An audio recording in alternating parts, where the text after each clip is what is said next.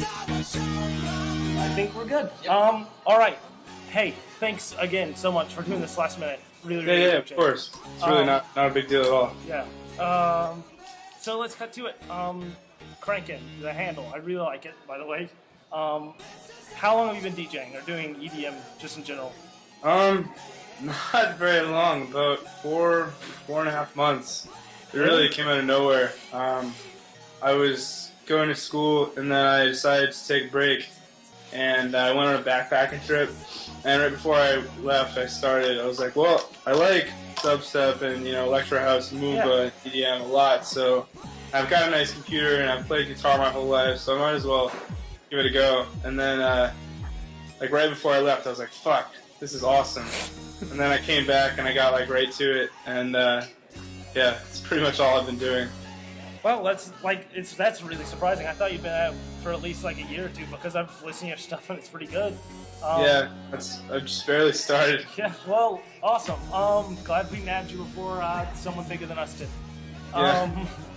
So, what are your influences? Who do you listen to that you try to emulate?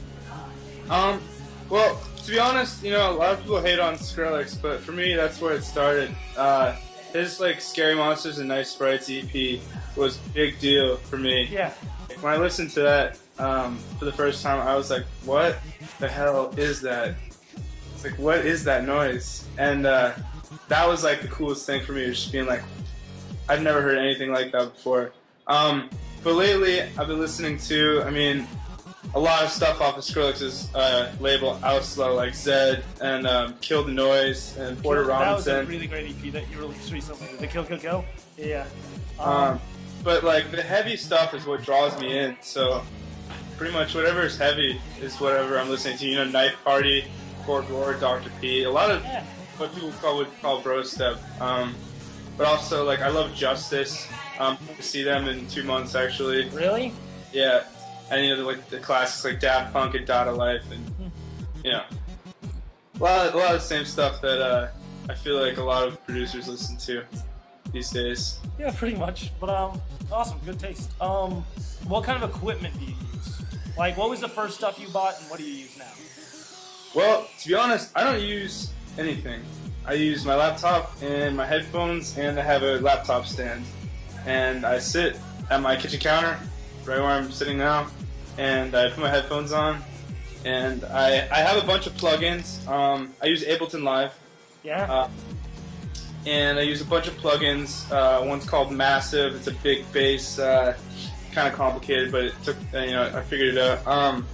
But yeah, I was supposed to be playing a show at the end of the month, but I had to cancel because I don't have any equipment. And I don't have any money, so for now I gotta keep being a starving producer and put off the fun stuff, I guess. Well, what are you looking into getting? What kind of what is looking attractive to you in the way of mixing equipment? Yeah, for DJing, I really want, since I use Tractor Pro, I don't DJ in Ableton like a lot of people do. Yeah? I want a Tractor S4 controller, which is made for Tractor by... those are cool. I just got a Typhoon myself. Yeah. I've been having trouble with Tractor, but yeah, forget that. But I like this. Yeah, that's what I really want. They're kind of expensive, so I'm gonna have to sit on that for a while. And for I really want an Akai MPC 40 for also for playing live, because I don't need anything to make my music. I really don't need anything, I could use a MIDI keyboard, but I don't need it. So for now, I'm just gonna go without. Well, awesome. I'm interested to see if you ever play a show. I'm gonna try and get there. Yeah, for sure. I'm working on it. Well, so equipment influences. What direction are you going in? What do you think you're gonna be working on next? Well, as a beginning producer, I'm trying to diversify a lot. I find myself coming back to dubstep, but I've been trying to do some Moomba and some electro house. And I'm working on a couple collabs right now. One of them is a very electro house influenced one, and the other one is a very dancey Moobatone song with some Rick Ross vocals over it. We've So got a like, huge Rick Ross fan on the crew, Yeah. so it's good. I'm trying to do like, different stuff, trying to shake it up. But I'm just trying to put up music that people like, Yeah. Put it as much as I can in the next like year or so, and play a show, get on a label, that kind of stuff. Yeah. Well, awesome. We'll definitely be following you and looking out for all the new stuff. Who could you give us names of people you're collabing with right now? Yeah, we were working on a collaboration, Rotbot and I. Yeah. But that has sort of slowed to a halt. It'll get finished eventually. Yeah. And then the collab I'm working on is with a kid named Slamfield from Dallas, Texas, that I've done a couple songs with already. One of which is my Data Life remix. Kid is really talented. Check him out. He's more of a DJ than I am.